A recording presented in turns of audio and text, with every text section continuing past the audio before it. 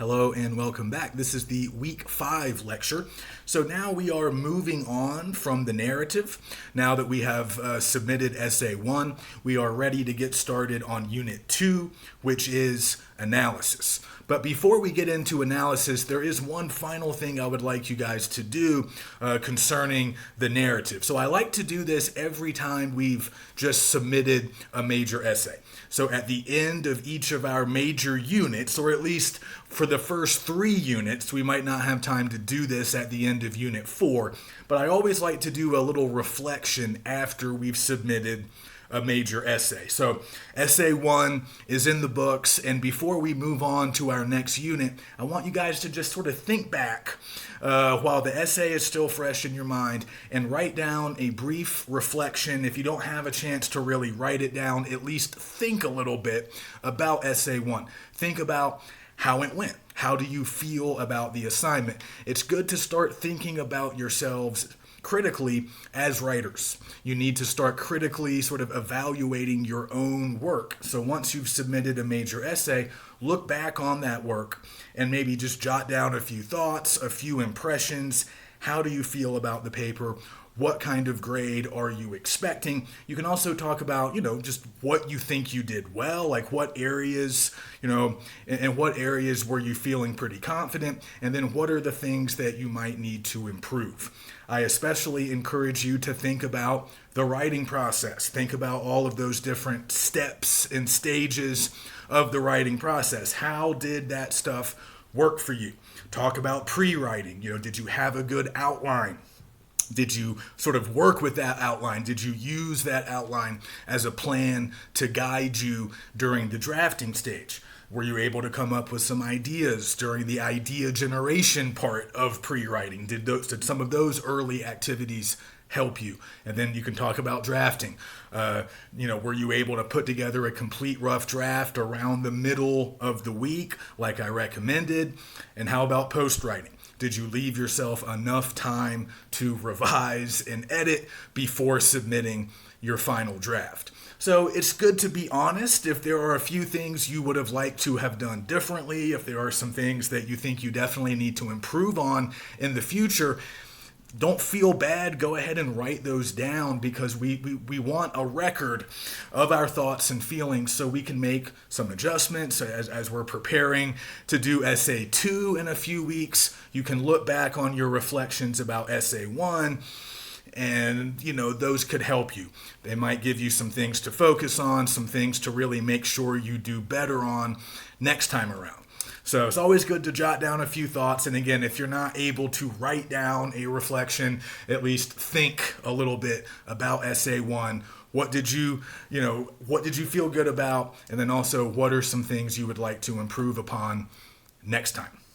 So we'll do that at least for our first 3 essays. Again, with essay 4 coming in at the very end of the semester, we might not have time, but we can hopefully get into the habit of reflecting on our own work. Again, even if you don't like writing, even if you don't really think of yourself as a writer, you are a writer in this class when we're working on these big essays especially. So you need to think critically about your work and about your process, so we can grow and improve over the course of the semester. Even if you did well on essay 1, there are probably still a few things you can improve in the future.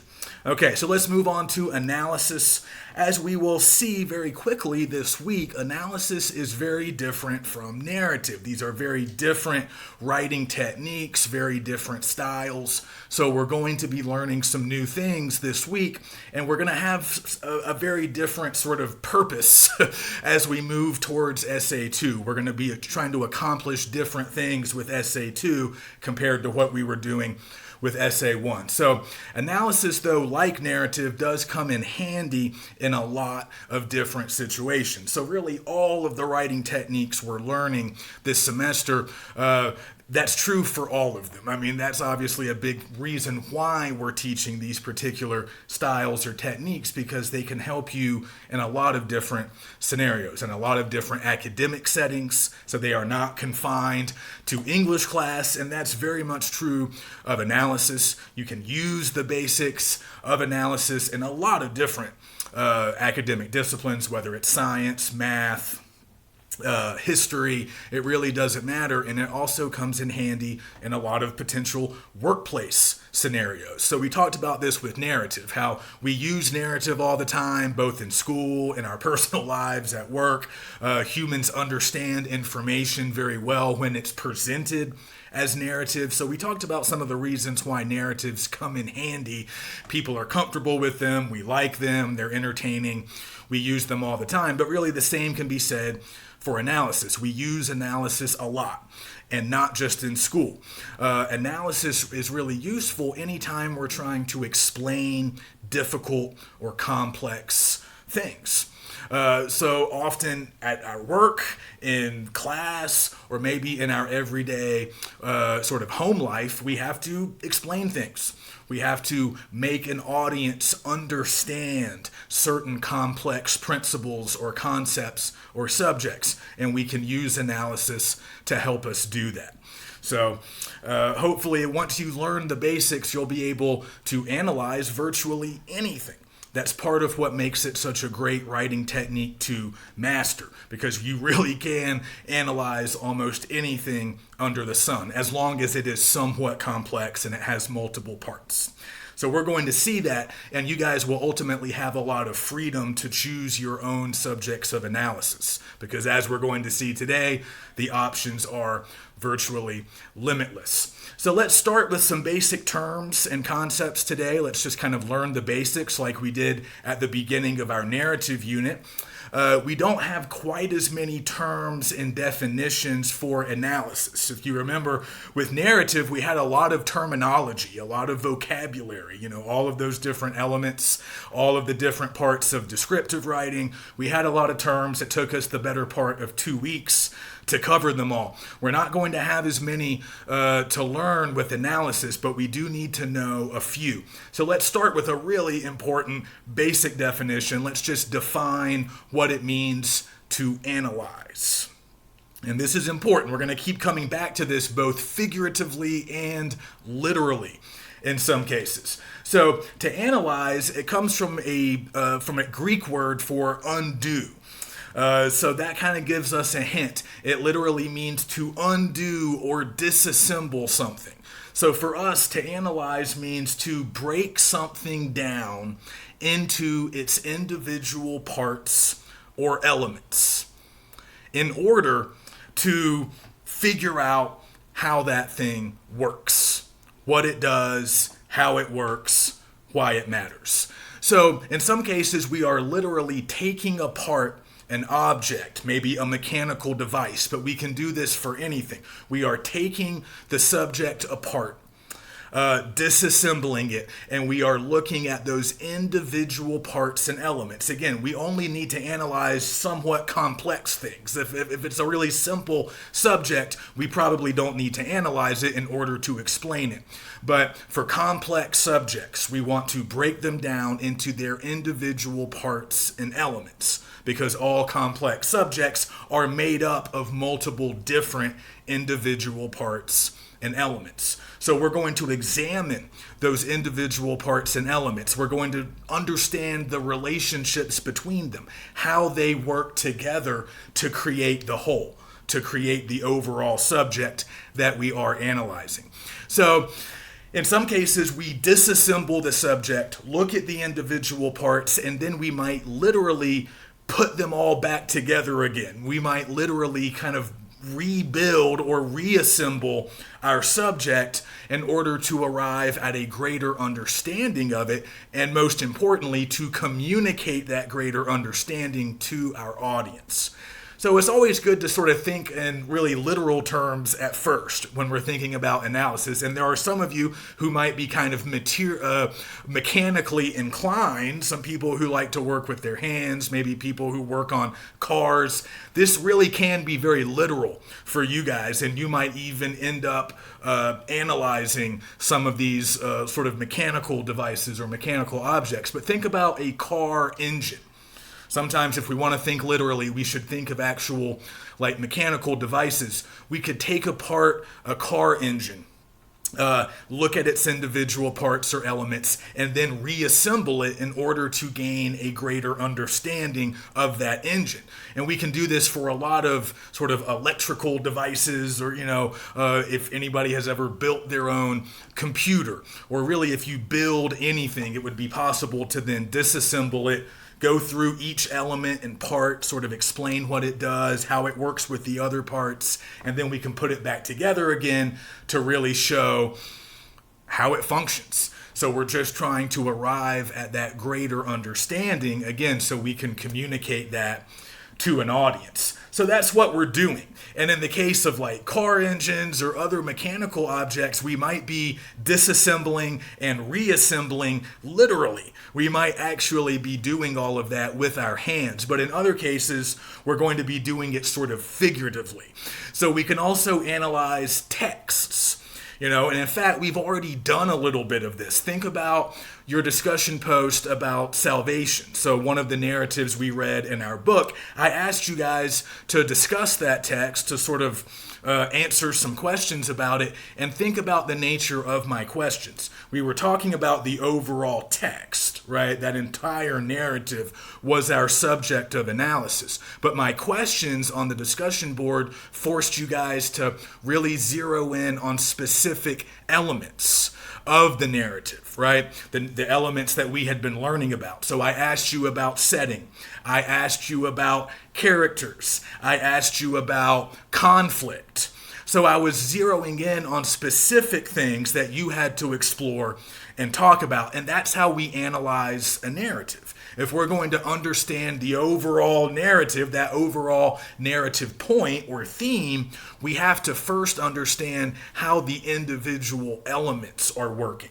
We have to break that narrative down into its individual parts. Because as we saw, there's a lot of different things that go into a narrative. There's a plot, there's a sequence of that plot, there are characters, there are settings, there's all kinds of different elements. There's imagery, there's figurative language, all that descriptive stuff as well.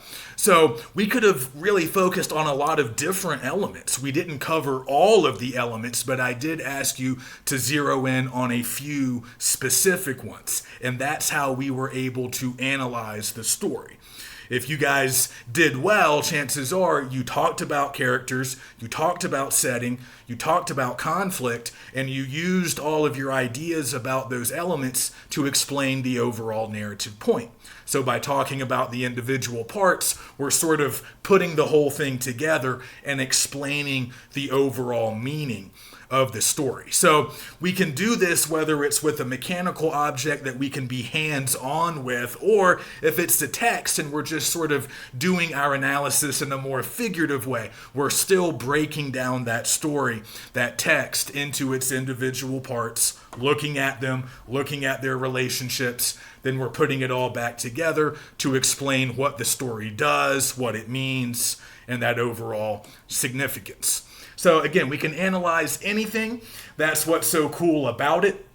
And it's really an important part of critical thinking.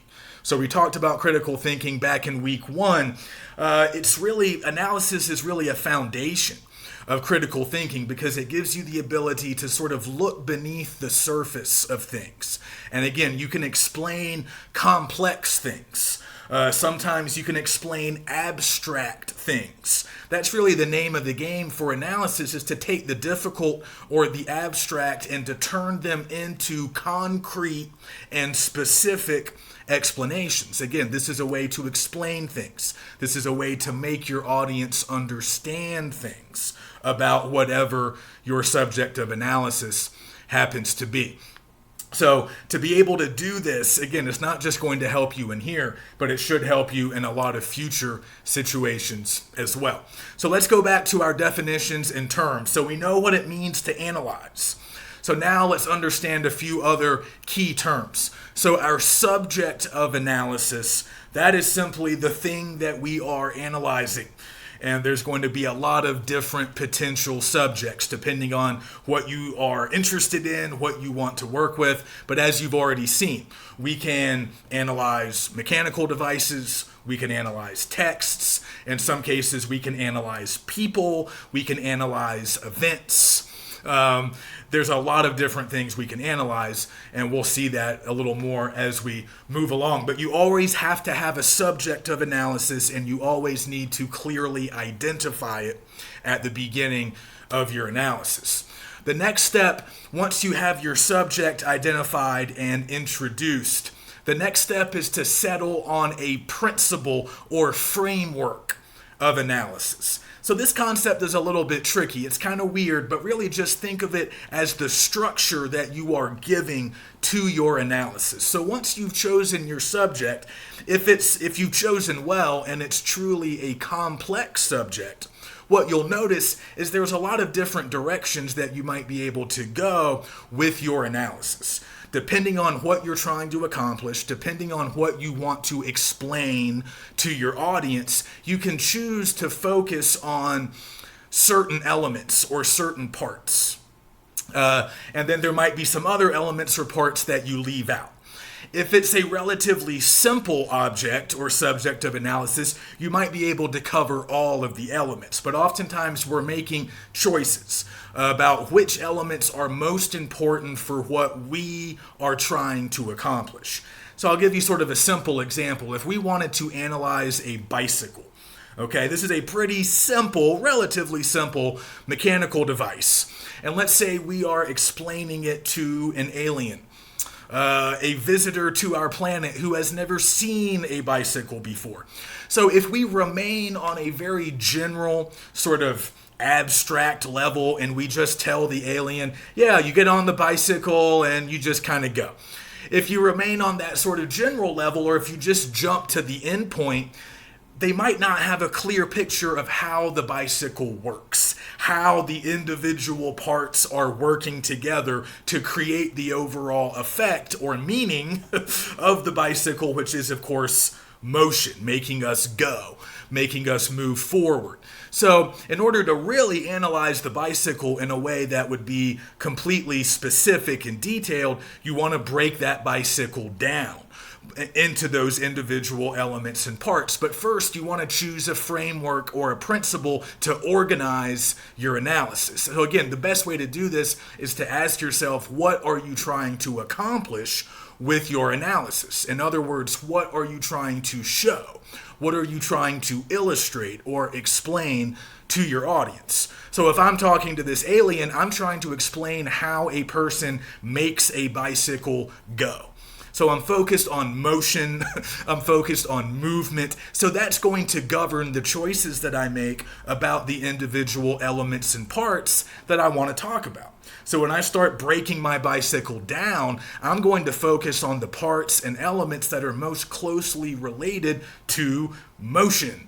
Now, of course, a bicycle is a pretty simple device, so I could probably mention all of the elements. But the most essential elements, if I want to explain movement, would probably be the pedals, I don't know, the wheels or the tires, and the handlebars. I could mention other things, but those are probably the most important elements. I would want to start with those. I would probably want to maybe emphasize those at the very least. So if my framework or principle is motion and how motion is achieved, then I'm going to focus on the pedaling, maybe the steering, and of course the wheels that are spinning round and round. So my principle or my sort of organizing idea, my purpose, what am I trying to show? That's part of the structure. That's going to dictate or determine your structure. What are you trying to achieve? What do I want to show my audience? And then I can decide, okay, which elements or parts am I going to focus on? So it's kind of a three-step process. Step 1, identify your subject of analysis. Step 2, sort of establish your principle or framework, that organizing principle of your analysis based on your purpose. And then step 3, get into your individual elements and parts. So pretty straightforward. And again, with more complex devices, you will have more decisions to make about which elements you want to discuss. So like with a car is more complex than a bicycle. But if we have the same kind of principle or the same larger purpose behind the analysis, which is let's say to explain how we make the car go down the road, again, that's going to determine which elements I focus on, or at least the ones I spend the most time on. So the steering wheel, the gas pedal, the engine, all the other elements that are involved in, internal combustion and actually making the vehicle go. There are other elements in the car that make up the car that we could mention, but maybe they're not essential. So like, I don't know, the seats or the air conditioner or the seat belt, right? Those are elements of the car and they all play roles, important roles within the larger subject. But if my organizing principle is motion, then maybe I don't need to mention the air conditioner or the upholstery or some of the other elements of the car. So you will have to make some decisions once you start working with complex subjects. But no matter what you are working with, whether it's a mechanical object or a text or a TV show or a movie or a historical event, the process remains the same. You are taking that subject apart. There's always going to be individual parts or elements to examine based on your organizing principle or framework. Now, of course, the nature of those individual parts or elements will vary depending on your choice of subject. So again, some of you will end up choosing mechanical objects and you might be actually disassembling with your hands. You're looking at nuts and bolts and other individual components. Whereas if you're working with a text or a show, some kind of cultural product, like a song or a video game, you're not literally disassembling it, but the basic process remains the same. You're still doing the same kind of work. So just as a little practice session, I would encourage you guys right now to just choose a subject of analysis, just anything. It doesn't really matter. This is only practice, but choose something that you like or something that you know about. And again, the options are virtually limitless. So just to give you a few, anything mechanical or technological or electrical.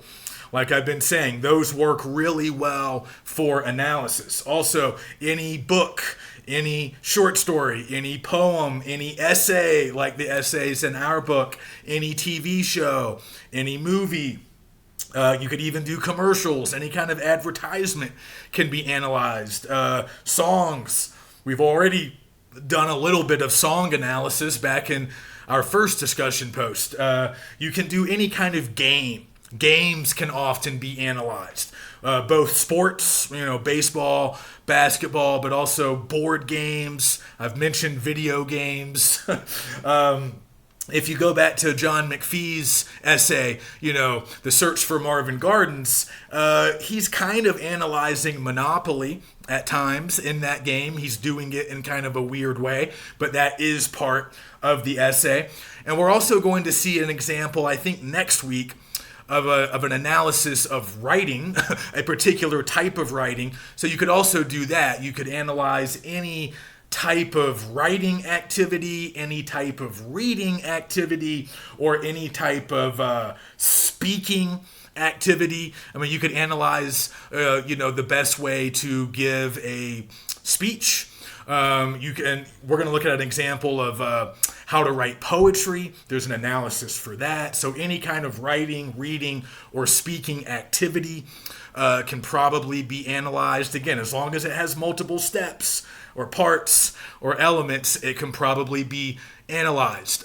Food recipes. This can often be a popular choice with some people. If you like to cook, if you know how to cook, if you have a recipe that you know, or even just one that you've learned recently, chances are there's multiple ingredients, right? There's multiple steps or parts that go into that recipe. So you could break it down, you could analyze it in order to explain it, and perhaps have somebody else prepare that same dish. So just pick any one of those. Mechanical object, any kind of cultural item, art, movie, fiction, any text, recipe, any game, and just run through these basic steps. Write down your subject of analysis, whatever you choose, and then select your principle or your framework of analysis. This is the hardest part. You have to really think about this. You have to ask yourself, what am I trying to accomplish with my analysis? And often, like I said, the answer to that question will guide your organizing choices. So whatever you're trying to show us, whatever you're trying to explain to us, keep it in mind, write it down, because it's going to guide your choices when it comes to those specific elements and parts that you talk about. Okay, so then once you have that principle of analysis written down, or your framework, again, it's your structure, it's your organizing structure. Once you have that written down, underneath it, you might even want to sort of create this in visual form, at least at first, initially. Underneath your principle of analysis, just start listing all the individual parts, all the individual elements that you are planning to work with. And, process of selection, after some time goes by, you might decide to cut a few of those parts. You might not end up using all of them. You might use most of them. You might use all of them. But go ahead and make a list. You can use bullet points, Roman numerals, whatever you want. You can just list them out one by one all together in a sort of big block of text. Whatever you want to do, but get your elements and parts written down so you can start deciding, okay, I'm going to work with these. I'm going to work with these over here as well. I might not need these two. There's no set number. Depending on your subject, you might have 5 parts. You might have 3 or 4 important elements. You might have more. With a really complex mechanical device, you might have 10. Again, but it depends on what you want to show us. You might not need to cover every single element. You just need to cover every element or part that's related to your purpose and your framework, whatever you're trying to show us, like what I was saying with the bicycle and the car. So just run through these basic steps with your subject of analysis and just get comfortable doing this kind of work, because this is what we are going to be doing for the next 3 weeks or so. And just have some fun with it. Again, choose stuff that you know.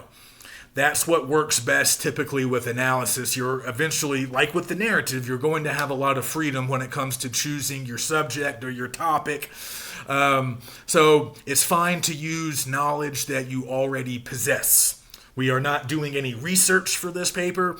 So ultimately, you are going to be relying exclusively on your own knowledge and your own analytical skills. But the final thing, as you're practicing, the final thing to do once you've listed out all of your elements, just try to write maybe a brief paragraph, just a handful of sentences, where you're kind of explaining your subject. You're explaining it in a way that you think would make sense to an audience. And again, the way you build that explanation is largely by talking about those individual elements. What are they doing? How are they working together? And how do they work together to create the larger whole, which is your subject? So just get comfortable with the steps. And that's pretty much it for this week. But I do want to say a quick word about the assigned essay for this week. So we're just reading one piece from 50 essays. And it's an example of an analysis, although it can be hard to tell at times. It's kind of a weird piece written by a very famous American author named Joan Didion. And I'm just a fan of hers. I think she's a really interesting writer. It can be sometimes hard to understand her, so she's a little bit like John McPhee. She sometimes provides her readers with some puzzles. She's sometimes a little bit tricky to understand, but what I want us to do with her essay, I want us to analyze it. Again, we can analyze text, we can analyze a lot of things. Obviously, in English class, we are going to be analyzing some text. That's not all we're doing, but that is going to be one of the things that we analyze. It's natural enough for us in English class. So I've kind of given you a start. If you read the discussion board for this week, I've already identified our subject of analysis. I'm sort of pushing you towards the principle or framework of analysis, and I just want you guys to do the legwork.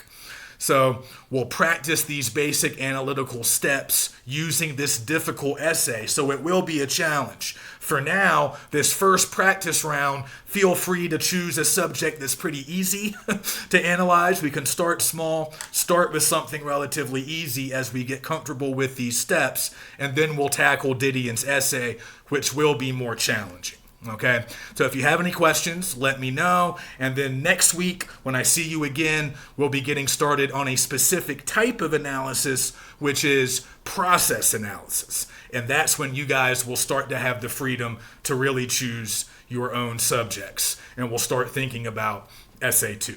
So I'll see you next week. Get in touch if you need anything.